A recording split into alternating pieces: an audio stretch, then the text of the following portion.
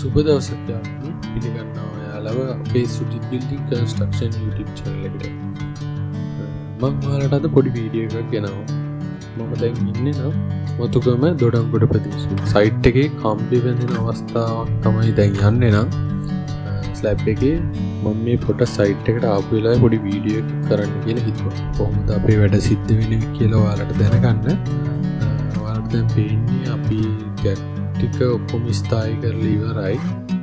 ඇත්තටම කියනොත් දැන් කම්බි බඳින අවස්ථාව තමයි මම තව ටිකකින් ඔයාලට උඩට ගිහිල්ලා පෙන්නන්න. කම්බි බඳින අවස්ථාව ඉවර වීගෙනම තමයි යන්නේ.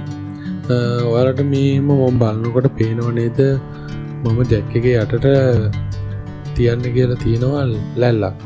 මේ ලැල්ල තියලා තින්නේ හේතුවක් මත. මෙතන පොළොව ඇත්තටම ස්ථායිතාවය මදි. ඒකින්ද එන ලෝඩ් එක බෙදාගෙන තමයි අපි ලැල්ල තියලා දෙන්නේ. එතකොට ජැක් එක පොඩි ස්ථායි භාවයට පත් වෙනවා. කොන්ක්‍රීට් එක දාන අවස්ථාවේදී උනත් පොඩි කම්පනයක් ඇති වුණා. ඒක ඒ විදිහටම ස්ථායි විදිහට තියෙනවා. අනිත් එක ජැක් එක පොළොවට කිඳා බහින්නේ නැහැ. කොහොම කරත් අපි ස්ලැබ් එක දාන වෙලාවට ඇත්තටම ආදීක්ෂණයක් යටතේ තමයි ස්ලැබ් එක දාන්නේ. දැක්කනේ ඔයාලා. වැඩ ගොඩක් ඉවරයි. ලැබ් කරන්න ඕනේ ඒවා එහෙමයි. තාම කවරින් ටික නම් ඉවර කරලා නැහැ තියලා.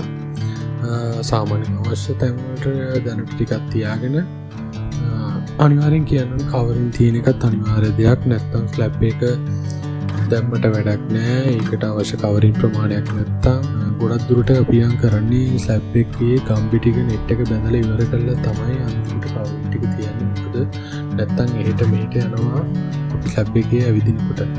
අනිත් එක දැන් මෙතනදී කොහොම තිබ්බත් කොන්ක්‍රීට් එක දාන වෙලාවටත් අනිවාර්යෙන් බලන්න ඕනේ. මම ඔයාලට මේ වීඩියෝ එක ගෙනාවේ අපේ වැඩ කටයුතු ටික ඔයාලට පෙන්නන්න.